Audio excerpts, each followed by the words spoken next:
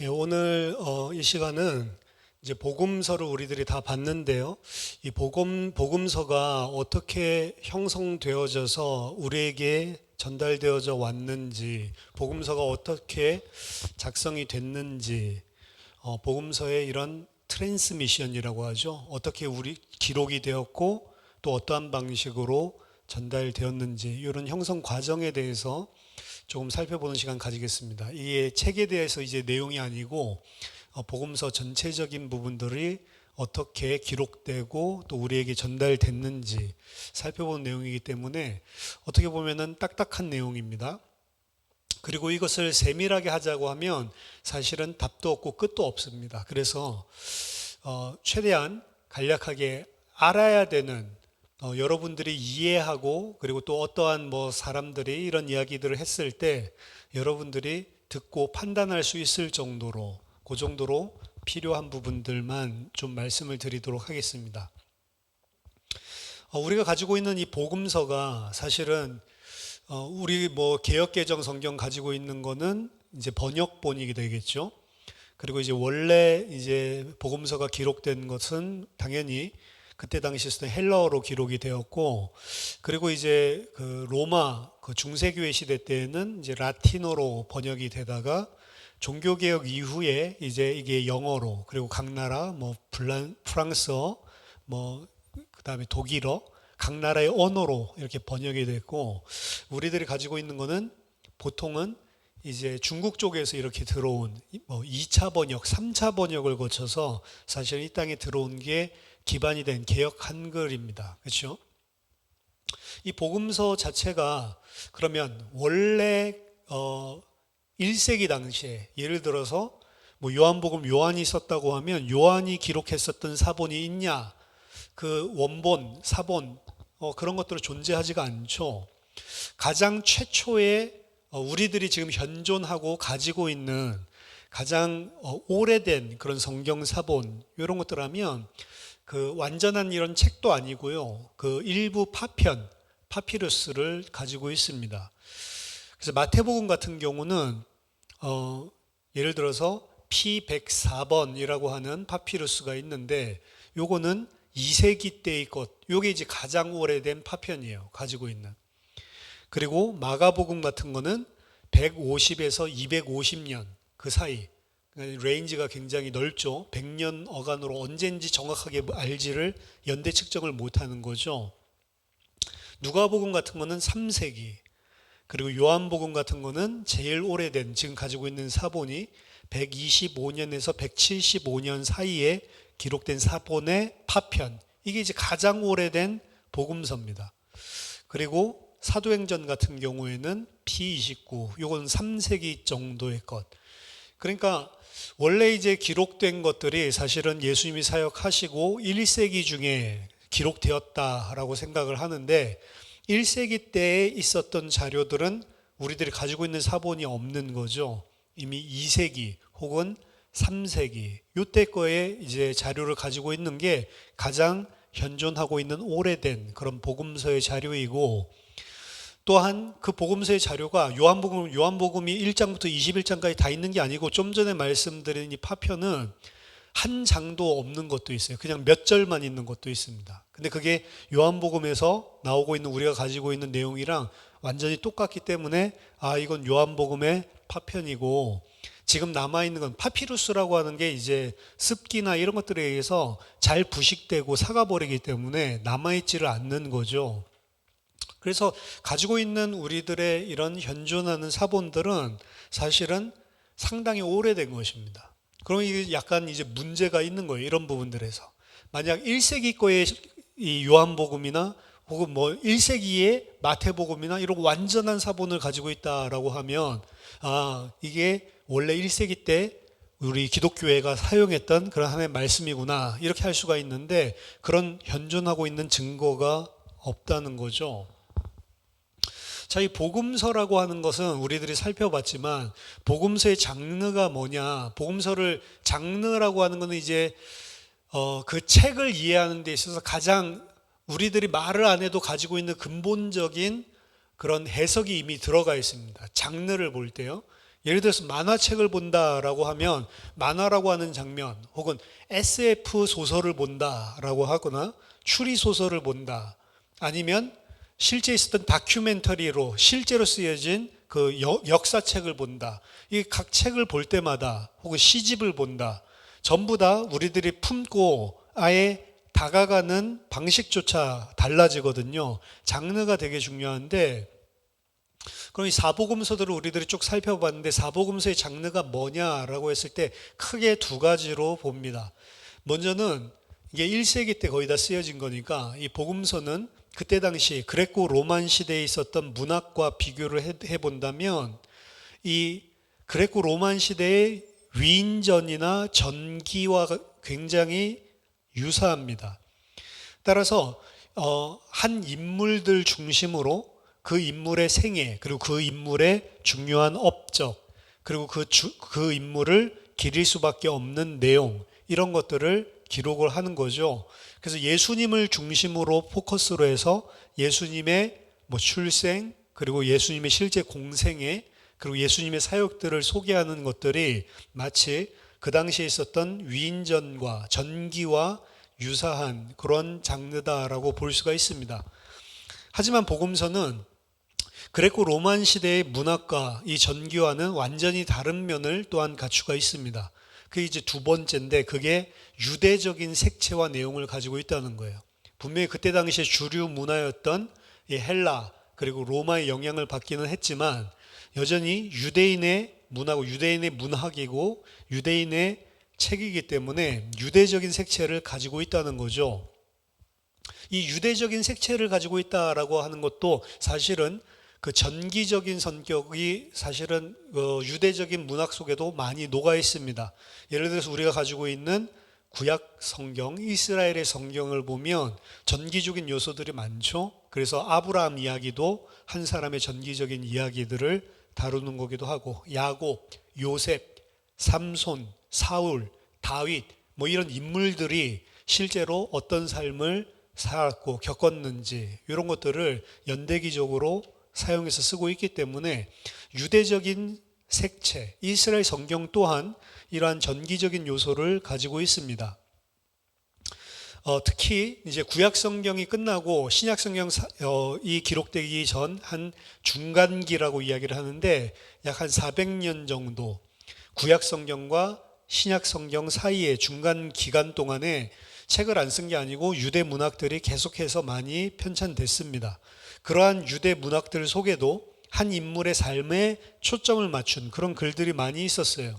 토비서라든지 그리고 필로가 쓴 모세의 인생 이런 것들은 마치 한 사람의 전기를 쓰는 것처럼 쓴 글들입니다. 하지만 이 유대인의 문학 색채라고 하는 것은 이 두 번째 요소라고 이야기를 했는데, 더 중요한 것은 뭐냐면 그러한 인물들의 이야기를 쓸 때 그냥 이 인물이 위대하다 그 이야기를 쓰려고 쓰는 게 아니에요. 유대인은 그레코 로만의 전기는 어떤 위대한 인물, 신적인 인물, 이런 인물의 생애를 통해서 그 인물이 어떤 멋진, 그리고 어떻게 우리가 흠모할 만한 그런 영웅인지 이런 것들을 그려주는 그런 책들, 전기라고 한다면, 이 유대인들이 기록했었던 이 전기는요, 인물 중심의 이런 글들은 그냥 그 인물이 중요해서 쓰는 것들이 아니고 큰 관점을 가지고 그 인물에 대해서 묘사를 하고 있습니다. 그리고 그 큰 관점이 뭐냐? 하나님과 이스라엘 사이의 관계, 하나님께서 이스라엘에게 주신 약속, 하나님의 언약, 그 관점들 중심으로 이 인물의 이야기를 펼쳐나가는 거죠. 그래서 그냥 이야기하는 게 아니고 이 인물의 이야기를 통해서 어떻게 하나님께서 신실하게 그의 언약을 이루어 나가시고 그 언약이 유효한지 이런 부분들을 보여주는 것입니다. 이런 관점에서 봤을 때 복음서 또한 마찬가지입니다. 예수님의 이야기에 한 인물의 전기를 쓰고 있는 것 같지만 그것은 초점은 구약 성경에서 하나님께서 약속하셨던 그 언약 중심으로 펼쳐지는 이스라엘의 이야기의 절정, 결말로서 지금 복음서를 기록한 것이죠. 그래서 그 이스라엘 이야기의 주제라든지 구약 성경이죠. 문체라든지 문학적인 양식이라든지 이 모든 것들이 다 녹아 있습니다. 그래서 우리들이 살펴봤지만 구약 성경에 대한 이해 없이 복음서를 보면 실제로 피상적인 것들만 볼 수 있는데, 구약 성경을 잘 아는 사람들이 예를 들어서 복음서를 보면 야, 이게 지금 구약에서 이야기한 그 말씀, 그 언약이 이루어지고 있는 거구나 라고 하는 것을 명확하게 볼 수가 있는 것입니다.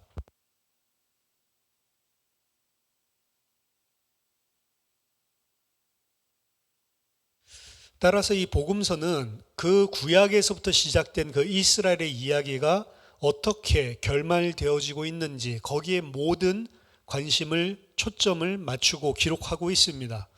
또한 그 이스라엘의 이야기의 결론은 이제 이 이야기가 이스라엘에 국한된 것뿐만이 아니고 이제 이스라엘을 넘어서서 하나님의 세계를 향한 언약의 성취, 언약의 이루심의 시작이기도 합니다. 왜냐하면 구약 자체에서 원래 결론이 그렇게 날 것을 약속하고 있기 때문에. 그래서 이 복음서는 어떻게 보면은 기독교인들만을 위해서 기록된 것이 아니고 바깥으로 증언적인 외부 사람들, 아직 예수를 모르고 하나님을 모르는 사람들, 이런 사람들에게도 정확하게 이 예수 그리스도를 통해서 하시는 하나님의 언약, 이야기가 무엇인지를 보여주기 위한 잠재적인 하나님의 백성들을 위해서도 기록되고 있습니다. 이스라엘 사람들뿐만이 아니고요. 자, 이 네 개의 복음서가 있는데 각각마다 이 저자의 의도들이 조금씩 다르고 다양한 색채들을 보여주는 거죠. 한 면으로 보여주는 게 아니고 예수님의 이러한 공생의 사역과 그 삶을 통해서 이루시는 하나님의 이스라엘의 이야기의 결론을 다채롭게 다양한 각도에서 우리에게 보여주고 있는데, 이 네 개의 복음서 중에서 가장 독특한 책이 우리가 마지막 살펴봤던 요한복음입니다. 요한복음의 저자는 세베대의 아들 요한, 사도 요한이죠. 사도 요한, 아니면 더 가능성 있는 것은 장로 요한인 것 같다라고 이야기를 했는데, 그 주께 사랑받는 제자 요한이 기록한 것입니다. 요한복음 내에 있는 내용들은 공관복음서 마태, 마가, 누가복음과 비교를 했을 때 상당히 배열도 다르고, 그리고 그 복음서들에서 그 공관복음서에서 다루지고 있지 않는 그러한 내용들도 등장하고 흐름이 조금 독특해서 사실은 공관복음서와 비교했을 때 좀 다르고 독립적인 성격이 강하다라고 생각할 수가 있습니다. 그럼에도 불구하고 요한복음은 공관복음서에서 완전히 독립적인 것은 아닙니다. 요한복음 또한 이 다른 공관복음서와 마찬가지로 전기적인 장르를 공유하고 있고, 예수님의 공생애라고 하는 공생애 사역의 처음 시작, 세례 요한부터 시작해서 그리스도의 순환과 그리고 부활까지 전반적으로 다루고 있는 내용 큰 줄거리는 공유를 하고 있는 거죠. 또한 요한복음 1부에서는 공관복음서를 이미 알고 있다라고 하는 그런 뉘앙스들이 많이 풍겨납니다. 예를 들면 요한복음 안에는 세례 요한이 감옥에 투옥되는 사건 자체가 등장을 하지 않지만 어떠한 사건을 언급하면서 요한은 세례 요한이 감옥에 갇히기 전에 이 일이 일어난 것이다 라고 하는 그런 배경 설명을 부연을 하고 있거든요. 또한 요한복음 속에서는 마리아와 마르다 이야기가 11장에 등장을 하는데, 이 마리아와 마르다 이야기에서도 마리아를 소개할 때 이 마리아가 어떤 마리아냐, 이 베세다에 살고 있는 마리아에 대한 정보를 줍니다. 주님에게 향유를 붓고 그리고 발로 머리털로 그 발을 씻었던 그 마리아다라고 하는 정보를 제공해 줍니다. 이 사건 또한 공관복음서에서 등장한 사건을 지금 이야기하는 거거든요. 그러니까 요한복음은 앞에 그 이야기가 안 나와 있는데 이걸 통해서 이제 공관복음서에서 이야기했던 그 이야기, 그 마리아가 바로 이 마리아다라고 이야기를 하고 있습니다. 그래서 공관복음서에서 이런 정보를 주고 있지 않기 때문에 추가적인 정보를 제공해 주고 있고, 이미 요한은 공관복음서의 내용들을 다 알고 있는 것처럼 느껴지는 거죠. 특히 누가복음에 상당히 관계가 깊은 것 같습니다. 왜냐하면 누가복음이랑 요한복음에서만 나오는 그 몇 가지 스토리들이 존재를 하는 겁니다. 베다니의 마리아와 마르다에 대한 것도 마찬가지고요. 그리고 이전 대제사장 안나스에 대한 언급, 이런 것들도 누가복음과 요한복음에만 드러나는 것이고, 그리고 사탄이 가룟 유다에게 들어가는 것, 생각을 집어넣는 것, 이것도 누가복음과 요한복음에서만 제공이 되고 있기 때문에 요한이 참고를 할 때 누가복음을 굉장히 깊이 있게 참고했다라고 하는 것들을 알 수가 있는 거죠. 물론 마가복음과 요한복음 사이에서도 이러한 독특한 유사성이 존재하기도 합니다. 그래서 이제 순서로 따져본다면 요한복음은 제일 마지막에 쓰여진 것 같고요. 이미 공간복음서의 내용들을 다 충분히 숙지하고 있는 상태에서 요한은 공간복음서에서 뭔가 부족한, 지금 가장 필요한 것들을 이야기하기 위해서 자기만의 지금 증인 문서를 기록하고 있다라고 볼 수가 있습니다. 이제 중요한 거는 요한복음은 그렇게 다른 공간복음서에 대한 선지식이 있고 이후에 쓰여졌구나 판단하기가 좀 용이한데, 이제 중요한 것은 공간복음서들 마태, 마가, 누가복음은 어떻게 기록됐고, 그리고 어떤 것이 먼저 기록되고 참고했냐, 이제 이런 것들은 상당히 구분하기가 어렵죠. 자, 이제 옛날에 어거스틴이 이제 이런 부분들에 대해서 이야기를 한 적이 있는데, 어거스틴은 이렇게 봤습니다. 마태복음이 가장 먼저 기록이 되었고, 그리고 마가복음이 마태복음을 인용하고 마태복음을 큰 줄거리로 해서 마태복음의 영향을 받아서 마가복음을 기록했고, 그리고 누가복음은 마태와 마가복음 두 개의 영향을 받아서 기록을 했다. 그럼 이제 마태가 제일 먼저 쓰여졌고, 그리고 마가복음이 마태복음을 참고해서 기록을 했고, 누가복음은 마태와 마가가 이미 쓰여졌으니까 두 책을 참고하고 인용하면서 기록을 했다. 이렇게 이야기를 했고요. 그리스 바크라고 하는 이런 그 학자는 아니다. 마태복음이 가장 먼저 쓰여졌고, 그리고 누가복음이 그걸 참고를 했고, 제일 마지막에 마가복음이 누가복음과 마태복음을 보고 요약을 해서, 가장 짧잖아요. 요약을 해서 간단하게 정리를 한 것이다. 이게 이제 그 오래된 전통적인 생각이었죠. 마태복음이 어쨌든 가장 먼저 쓰여졌다. 마태 우선설입니다, 이게. 하지만 현재는 대부분이 있었던 내용들 중에 너무 중요한 내용들을 빼먹고 줄거리만 요약했다는 게 좀 말이 안 된다. 심지어 주는 그리스도시요 살아계신 하나님의 아들이십니다. 이 고백하는 이런 명장면도 어떻게 보면 마가복음이 제일 간단하고 마태복음과 그리고 누가복음은 거기에 살을 덧붙이고 있는 형태라는 거죠. 왜? 그게 진짜 중요하다는 것을 시간이 가면서 알았으니까. 그래서 가장 간단하게 쓴 이런 마가복음이 제일 마지막에 쓰여진, 그런 요약해서 쓴 게 아니고 제일 먼저 쓰여졌을 가능성이 훨씬 더 높다. 왜냐? 내용들이 그 부연 설명이 없이 간결하고 짧고, 그리고 신학적으로 강조할 만한 이런 내용들도 어떻게 보면 강조 못하고 있고, 또 문체나 그리고 사용한 언어들을 보더라도 신학적으로도 그렇고 그리고 문학적으로도 그렇고 약간 정제되지 않은 그러한 언어들이 많은데, 마태나 누가복음 같은 경우에는 많이 발전된 그런 언어들을 사용하고 있고, 예를 들어서 예수님이 그 사탄에게 시험 받게 할 때, 그때 이제 마가복음에서는 성령께서 예수님을 광야로 쫓아냈다라는 단어를 씁니다. 그리고 예수님이 그 똑같은 쫓아냈다라는 단어로 마귀를 쫓아내는 거죠. 그 시험에서 이기면서. 그래서 예수님이 광야로 쫓아냈다라는 표현을 쓰는데, 예를 들어서 이제 마태복음이나 누가복음에서 쫓아냈다라는 표현을 안 쓰고 어떻게 해요? 인도하셔서, 성령이 인도하셔서 광야로 예수님을 데리고 갔다, 이런 식으로 표현을 하죠. 그래서 이제 그러한 표현들, 이런 것들 속에서 뭘 보냐면 약간 신학적인 생각이라든지 혹은 좀 정제된 언어라든지 이런 표현들을 보는 겁니다. 그래서 좀 투박한 이런 마가복음이 가장 먼저 쓰여졌고, 마태복음이랑 누가복음은 이런 마가복음을 참고해서 더 중요한 거 빠뜨려 먹은 거 있으면 더 빠뜨려 먹은 것들을 보충하기도 하고, 그리고 어떤 부분이 좀 설명되어졌나 이러면 좀 더 부연 설명을 놓고 강조하기도 하고 이렇게 이야기를 했다는 거죠.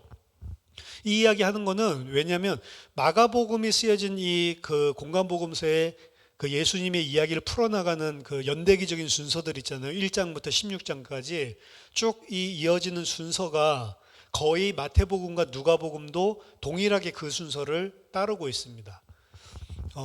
몇 군데 일부 소수 부분에서 약간씩 차이 나는 게 있거든요. 예를 들어서 마가복음은 1, 2, 3, 4 이렇게 돼 있으면 마태복음에서는 1, 2, 4, 3 이렇게 돼 있다든지 이 순서가 바뀌는 부분이 있거든요.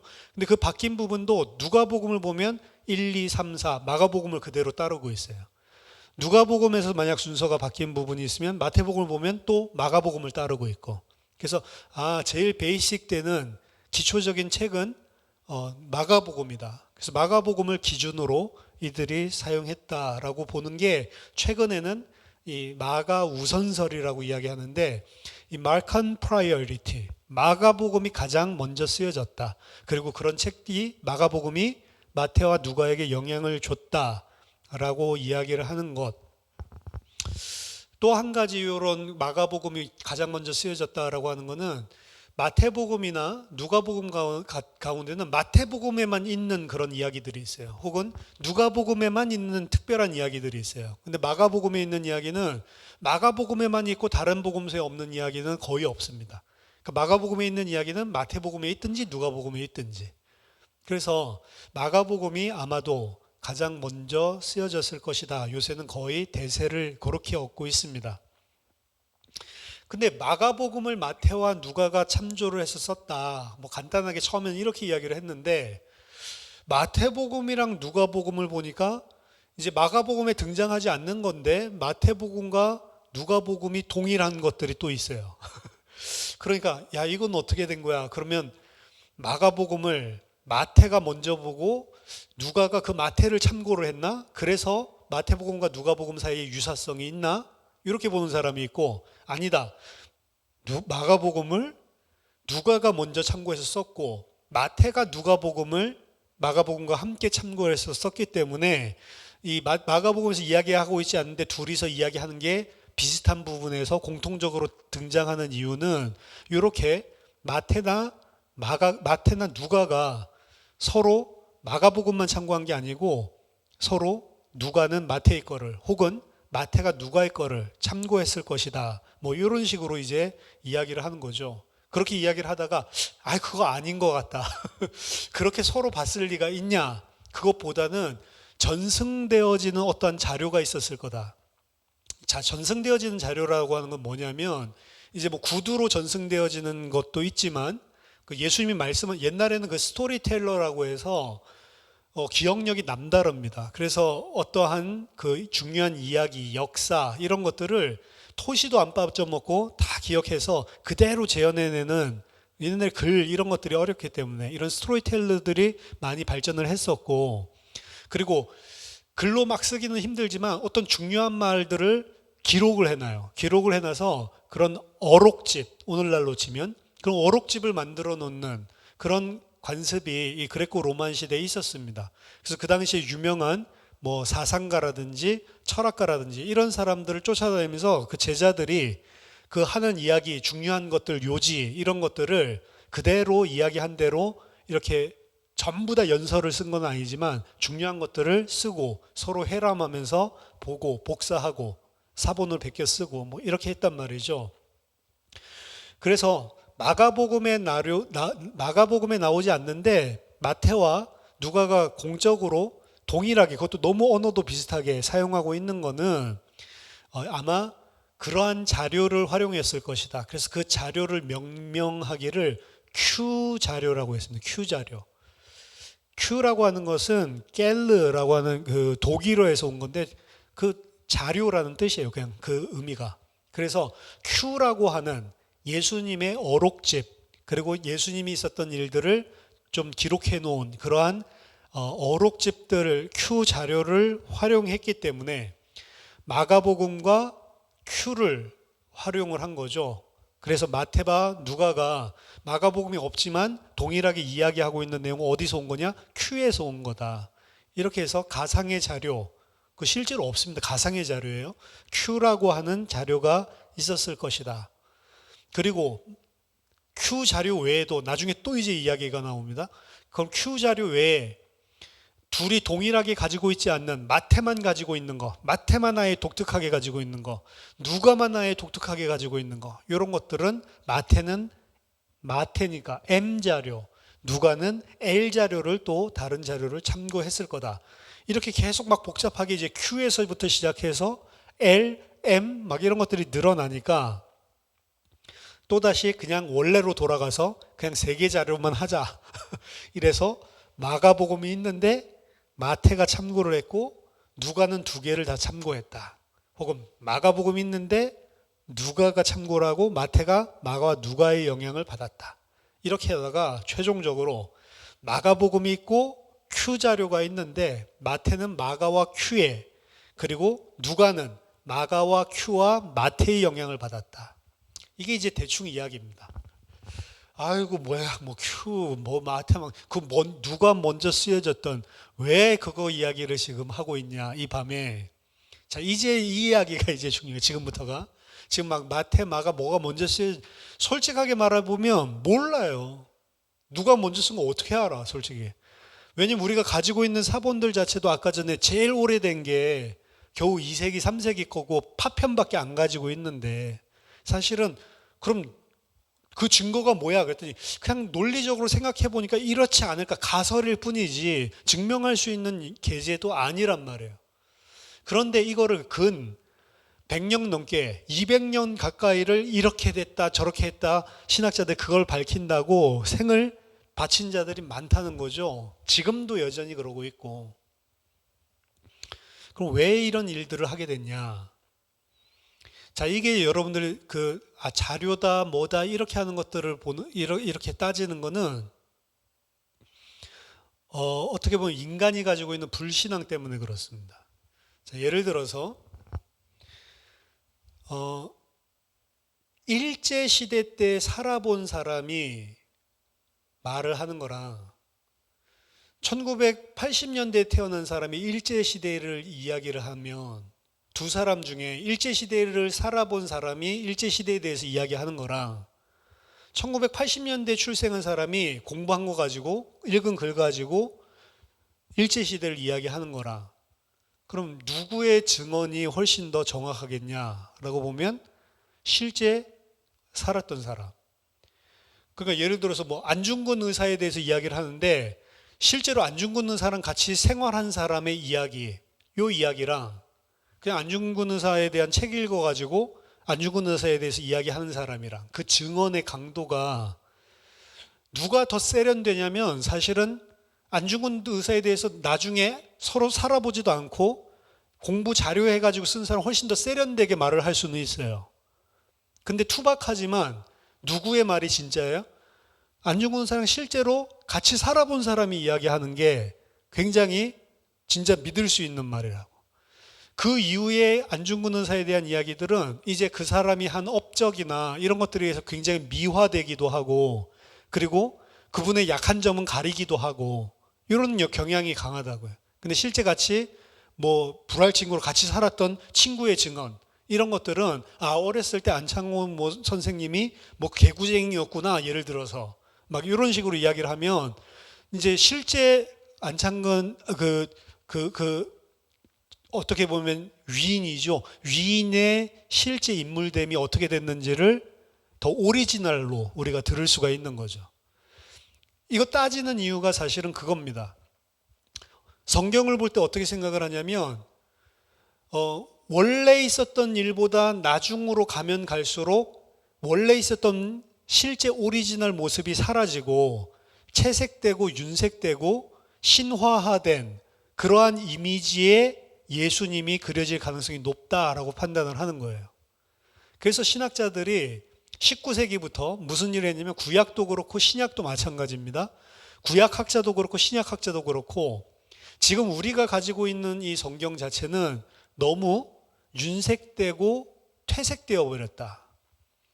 그래서 신약학자들은 어떻게 생각했냐면 예수님은 하나님도 아니고 예수님은 그냥 진짜로 성경 안에 있는 하나님의 뜻이 무엇인지를 밝힌 그런 그 대단한 어떤 영향력이 있는 그리고 참신한 기존에 어떻게 되면 기성화되어 버리고 타락되어진 이런 정치권, 이스라엘의 지도자들 이런 것들을 이제 항변하면서 진짜 우리가 본질적으로 이렇게 돼야 된다라고 하는 것을 가지고 어떻게 했던 그런 정치적인 인물, 랍비 이렇게 생각을 하는데 지금 성경에서는 무슨 하나님의 아들이고 메시아고 그리고 그분이 하나님 자신이고 막 이렇게 돼 있단 말이죠, 성경에서. 이거는 나중에 기독교에서 예수를 신화시키는 그런 작업을, 신격화시키는 작업을 한 게 섞여 있는 거다. 그럼 원래 예수님의 모습이 어땠을까를 정확하게 보려면 뭘로 가야 된다고요? 원래 오리지널 자료를 찾아서 올라가야 된다는 거예요.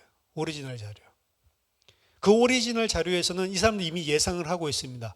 그 오리지널 자료에서의 예수의 모습은 틀림없이 예수가 하나님이면 안 되는 거고 뭐 하나님의 아들 이런 거 안 되는 거고 그냥 윤리 도덕적인 그런 인물 그리고 사회 개혁을 하는 정치적인 인물 그리고 말씀을 가지고 그런 잘못된 걸 지적하는 어떻게 하면 전복시키는 그런 반체제적인 랍비 이런 식의 모양이 나오면 너무 좋겠다라고 생각하는 거예요. 왜? 19세기부터 신, 하나님 이런 거 안 믿으니까.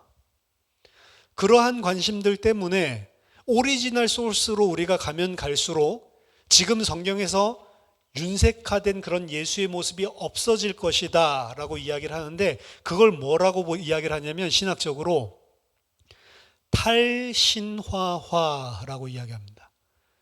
demythologize. 신화로 만들어 놓은 것들을 전부 다 뺏겨내고 탈신화, 신화를 다 뺏겨내고 원래 있었던 실제 역사적인 일을 우리는 재구성을 해야 된다. 이런 사상으로 오리지널 소스를 파고드는 거예요. 그런 것들 때문에 지금 이거는 이거에 영향을 받았다 안 받았다 이런 것들을 사실은 따지고 있는 겁니다. 완전히 불신앙이죠. 그래서 비근한 예로 사실 그런 일반 세상의 문학 속에서요. 그것들이 이렇게 트랜스미션, 전달돼서 내려올 때 애굽에 있었던 그런 고대 문서 같은 경우 그런 고문서 같은 경우에 스토리가 있을 거 아니에요. 어떤 이집트 사자의 서라고 하는 그러한 책이 있는데 이집트 사자의 서를 예를 들어서 BC 1000년에 쓰여진 이집트 사자의 서랑 그 다음에 똑같은 이집트 사자의 서인데 이게 계속 전승돼서 내려오면서 BC 600년경에 있었던 이집트 사자의 서 이렇게 한 400년 차이 나는 거죠. 그래서 이 똑같은 이집트 사자의 서인데 그 두 책을 비교해서 읽어보잖아요. 그러면 두 책이 이야기하는 게 완전히 다르단 말이에요. 내용 자체가. 거의 똑같지가 않아요. 완전히 제목만 같이 완전히 다른 이야기로 변질되어 있단 말이에요. 그러면 이 사람들이 성경을 생각할 때도 일반 문학들을 보니까 고대 문서들은 다 그렇더라. 지금같이 막 프린트가 되는 게 아니니까 이 옮겨 적는 사람들, 사서라고 그 필사가라고 하죠. 이 필사하는 사람들이 그 성경으로 치면 서기관 같은 사람들인데 이 사람들이 책을 쓸 때 이건 약간 표현을 작가가 잘못했어. 이러면 자기가 표현을 바꾸고 그리고 좀 이야기도 좀 결론이 안 맞으면 이 결론 좀 별로다. 이렇게 결론이 나야 감동이 있지. 이런 결론도 바꿔버리고. 마치 우리나라 드라마 대본 써놓고 하고 있는데 막 시청자들이 저 주인공 죽으면 안 되는데 막 이렇게 빗발치면 갑자기 주인공 부활하는 것처럼. 말도 안 되는. 그리고 주인공 아니었는데 그 사람 인기 많으면 갑자기 주인공 죽어버리고 그 사람 주인공 되는 것처럼. 그래서 원래 드라마 작가가 쓴 원본이랑 그리고 드라마가 마치고 난 다음에 드라마 대본이랑 맞춰보면 완전히 다른 이야기 이런 거 있는 것처럼 고대에도 그랬다는 거죠. 내가 마음에 안 들면 막 결론도 바꿔. 그리고 그 결론 바꿔진 게 이제 이집트 사자의 서인 줄 알고 그 다음 사람 그거 보고 또 쓰고 그거 보고 쓰다가 또 어떤 사람 또 다르게 쓰고 이렇게 하다가 보니까 400년이 지나면 비교해 보니까 완전 다른 책이란 말이에요. 그럼 성경을 볼 때 이 사람들이 그렇게 생각하는 거죠. 지금 우리가 가지고 있는 책은 예수를 믿는 기독교 교회에서 신격화시키고 신화시킨 그런 예수의 모습이 들어가 있지. 원래 마태가 기록하고 원래 마가가 기록할 땐 달랐을 것이다. 지금 이러고 있는 거예요. 근데 중요한 거는 1세기에 있었던 자료들이 없으니까 이거 비교를 해볼 수가 없잖아요. 그러니까 이제 답답한 지경인 거죠. 구약은 더 심합니다. 구약은 뭐 그냥 1세기가 아니고 뭐 모세가 썼다고 하면 막 BC 1200년 혹은 1500년까지 올라가니까 이거는 막 빼박이다. 이거 1500년을 갖다가 이 전승대 왔으면 지금 이거는 지금 우리가 AD 2000년대 살고 1900년대 살고 있는데 이거는 지금 전승대 온 게 거의 3000년이잖아요. 그러면 이건 완전히 틀릴 거다. 그리고 우리가 가지고 있는 구약 성경과 예수님 당시에 있었던 구약 성경 완전히 다를 거다. 이러고 있는 게 이제 일반적인 신학자들의 생각이란 말이에요. 근데 이제 신약은 이제 1세기 거의 자료가 안 나왔지만 1940년대인가요? 그 엄청난 발견이 일어났죠. 이스라엘에서 목동이 양치다가 그 동굴에다가 돌멩이 던지면서 놀고 있는데 갑자기 쨍그랑 항아리 깨지는 소리가 나서 올라가 봤더니 그 양피지를 둘둘둘 말아둔 스크롤들이 많이 있는 거예요. 그 기름을 다 발라놔가지고 이걸 갖다가 밤에 추울 때 뗐더니 이게 너무 땔감이 잘 돼. 이래가지고 야 좋은 땔감 얻었다. 이래가지고 그 스크롤들을 전부 다 가져다가 이제 땔감으로 하루하루 사용을 하는 거죠. 사용을 하고 있는데 어느 날 우연하게 성경학자가 지나가다가 성경 두루마리를 땔감으로 쓰고 있는 양치기를 본 거예요. 그래서 야 이거 지금 태우면 안 된다. 어디서 났냐 그랬더니 이거 저기 많다고 태워도 된다고. 그래가지고 이 사람이 가서 봤더니 그게 이제 쿰란 동굴에서 발견된 사해문서입니다. 사해문서. 사해문서에 연대 측정을 해보니까 거기에 있는 문서들은 BC 2세기부터 시작해서 예수님 당시 AD 1세기까지의 다양한 이제 성경들이 이제 발견이 된 거죠. 성경뿐만 아니고 그때 이제 쿰란 공동체의 자기네의 규율 이런 것들까지 포함해서 자기네들만 가지고 있는 신연서라든지 이런 책들이 무더기로 발견이 된 겁니다. 아직도 그거 복원 작업을 하고 있어요. 지금도 그때 발견된 거를 이제 보존해 놓고 아직도 그걸 하고 있어요. 그래서 이제 해마다 이제 이런 것들을 우리가 지금 작업을 했더니 지금 이런 것들 스크롤이 발견됐습니다. 이런 것들을 내놓는데 어느 순간부터는 지금 내놓는 이런 작업들이 더딘데 아직도 작업은 하고 있습니다. 그 더딘 데에는 이제 이거 내놓으면 그 유대인들이 완전히 성경적으로 예수 그리스도를 인정할 수밖에 없기 때문에 뭐 더디게 하고 있는 음모론 이런 것들도 있는데요. 좌우지간 그게 발견됐을 때 많은 우리 같이 신앙하는 그런 근본적인 믿음을 소유하고 있는 이런 성경신학자들은 두려움에 떨었습니다. 그리고 반대로 자유주의 신학자들 400년이 돼도 그렇게 오염이 되는데 문서가 이거 지금 구약 성경 모세 때부터 언제 때부터인지 모르지만 수백 년 혹은 1000년 이상 트랜스미션 된 이런 자료들은 당연히 다를 수밖에 없다. 그리고 우리가 가지고 있는 성경, 구약 성경이랑 지금 BC 2세기의 구약 성경은 전하는 내용 자체가 완전히 틀릴 것이다. 이렇게 해서 드디어 이제 성경도 자료가 생겼다. 증거가 생겼다는 거죠. 굉장히 흥분했습니다.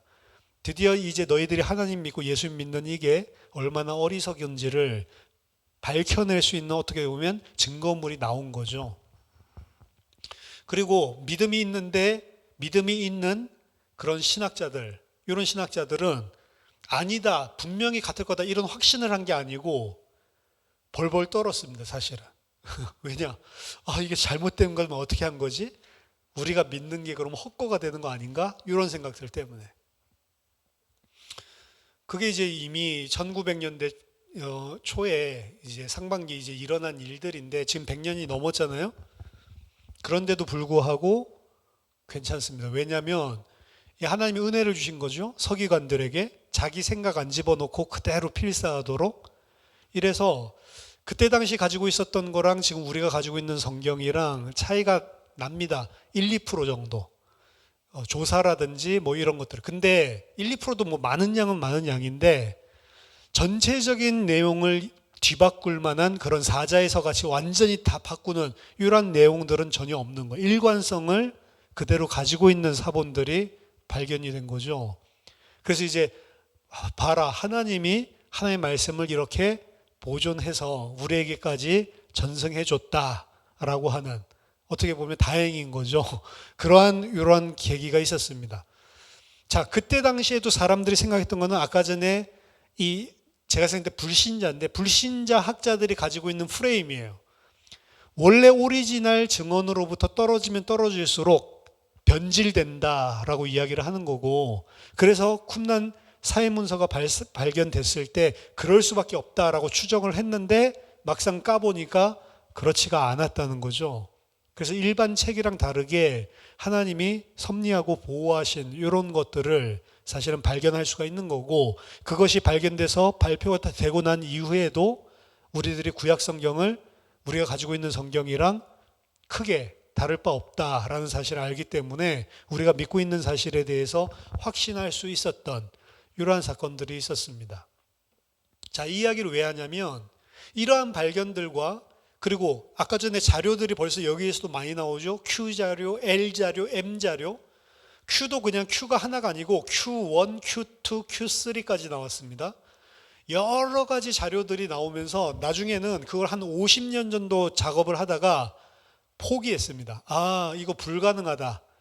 이 안에서 소스를 찾는 것 자체가 불가능하고 무슨 우리가 대조할 수 있는 증거물을 가지고 있는 것도 아니기 때문에 불가능하다라는 식으로 인식이 전환되기 시작했고, 그 인식은 1970년대에 이르러서 어떻게 바뀌었냐면 결국에 하나님의 말씀을, 우리가 가지고 있는 성경, 하나님이 우리에게 주셨다라고 하는 말씀을 확신할 수 있는 거는 원래 오리지널 소스가 아니고 전승되어서 지금 우리 앞에 있는 이 소스밖에 없다.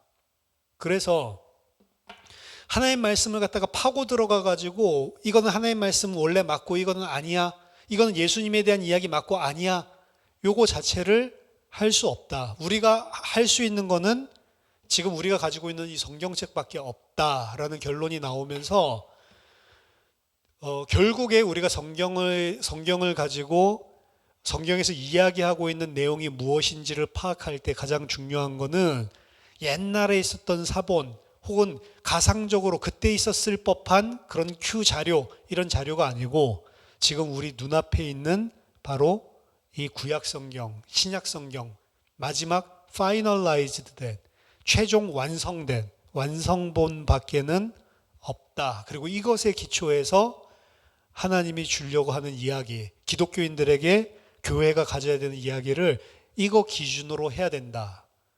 그 근거는 그렇게 하나님께서 구약 성경을 보존하셨듯이 교회에게 하나님 말씀 주기 위해서 하나님께서 보존해서, 그리고 필요하다면 어떠한 에디터를 통해서 변화를 줘서 하나님께서 최종적으로 우리에게 구약 성경과 신약 성경, 정경을 주셨다라는 걸로 결론을 맺게 되는 겁니다.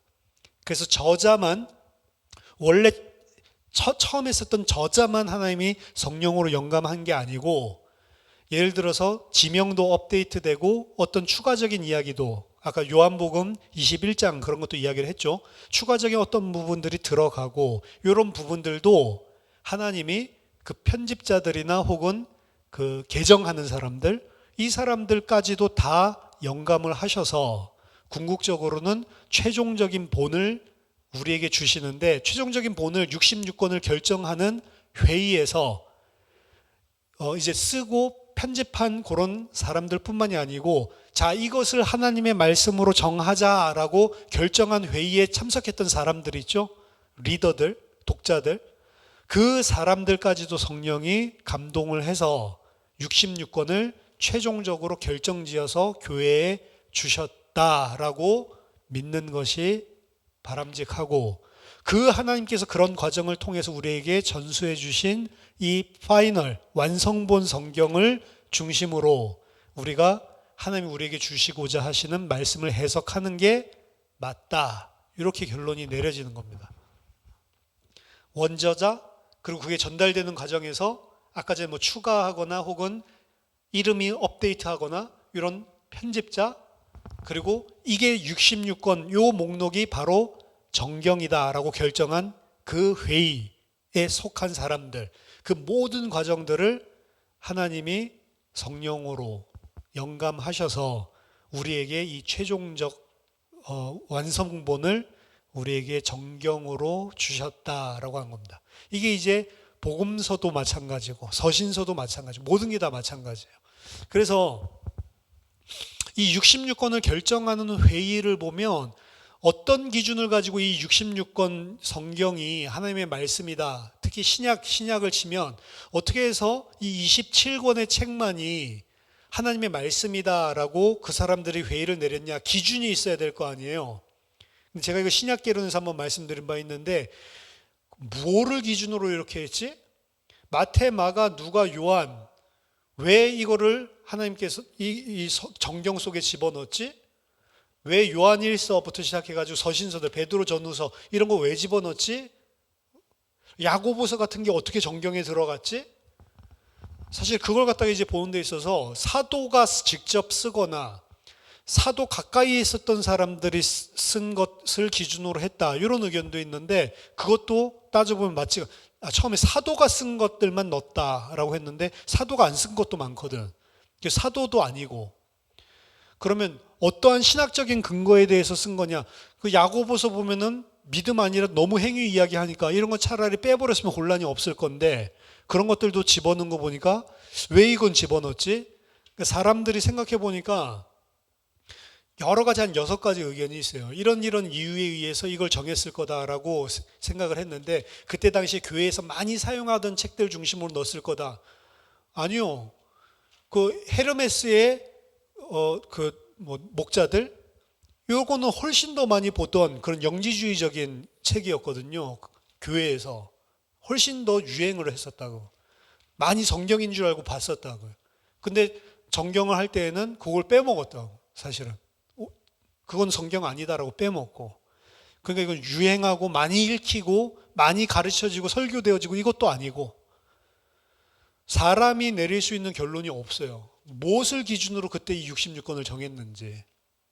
그래서 제가 신학교에서 수업 받을 때 교수가 결론이 내리는 게 이거는 사람이 어떤 기준을 가지고 선별을 한 게 아니고 하나님이 그냥 이 27권을 성령으로 감동시켜서 그냥 캐노나이즈, 정경화했다라고 볼 수밖에 없다. 안 그러면 다른 기준이 없다. 기준 자체가. 이 책은 이 기준에 맞는데 저 책은 이 기준에 안 맞고 저 책이 기준에 맞는 걸 이 책이라고 하면 이 책이 기준에 안 맞고 그래서 기준이 없이 사실 어떻게 보면은 임의적으로 꼭 들어와 있는 것처럼 들어와 있는 형국이라고요. 그래서 사람이 한 게 아니다. 회의를 해서 결정한 게 아니고 그 배후에 하나님이 그 결정하는 리더들의 마음까지도 영감을 줘서 궁극적으로 우리에게 주신 말씀이다라는 것입니다. 그래서 우리가 어떤 자료가 먼저 쓰여지고 어떤 자료가 뭐를 참고했고 큐 자료가 있었고 이런 관심들 자체는 이미 학계에서도 이 소스 크리티시즘이라고 하는데 자료 비평이죠. 자료 비평 요즘도 하는 사람이 있기는 있는데 거의 자료 비평은 무너져 버렸습니다. 많이 무너졌고 최근에는 그래서 이거 전체를 뭐 편집자가 있든 뭐 하든 궁극적으로 한 저자가 쓴 것으로 통일된 책으로 보고 지금 우리 앞에 주어진 대로 읽고 더 신경 써야 되는 것은 본 책들이 의미하는 게 무엇인지 우리가 가지고 있는 책 중심으로 해석하는 게 더 중요하다. 이렇게 돌아섰습니다. 사실은.